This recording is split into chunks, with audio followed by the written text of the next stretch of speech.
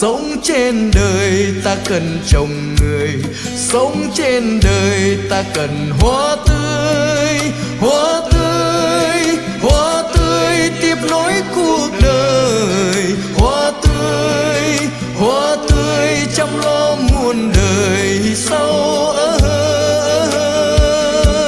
Sống trên đời ta cần trồng người, sống trên đời ta cần hoa tươi, hoa tươi, hoa tươi tiếp nối cuộc đời, hoa tươi chăm lo muôn đời sau.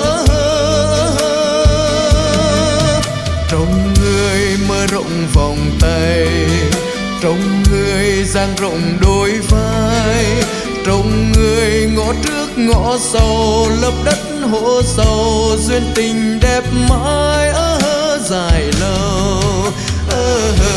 Ta lại trồng người, hoa nở khắp nơi. Ta lại trồng người, hoa đẹp muôn nơi.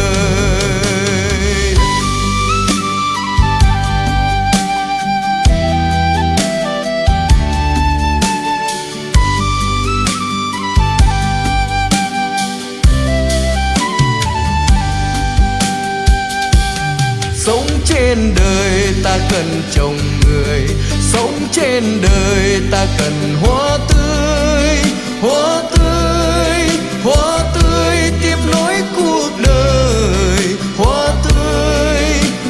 tươi chăm lo muôn đời sau.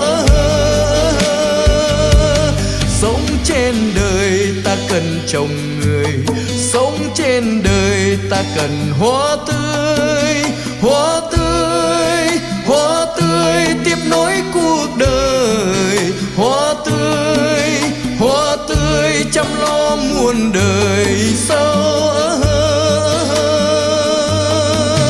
Trồng người mơ rộng vòng tay, trồng người dang rộng đôi vai, trồng người ngõ trước ngõ sau, lấp đất hố sâu, duyên tình đẹp mãi dài lâu.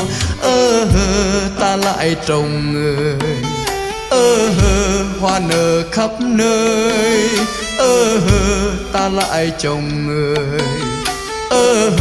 hoa đẹp muôn nơi. Ta lại trồng người,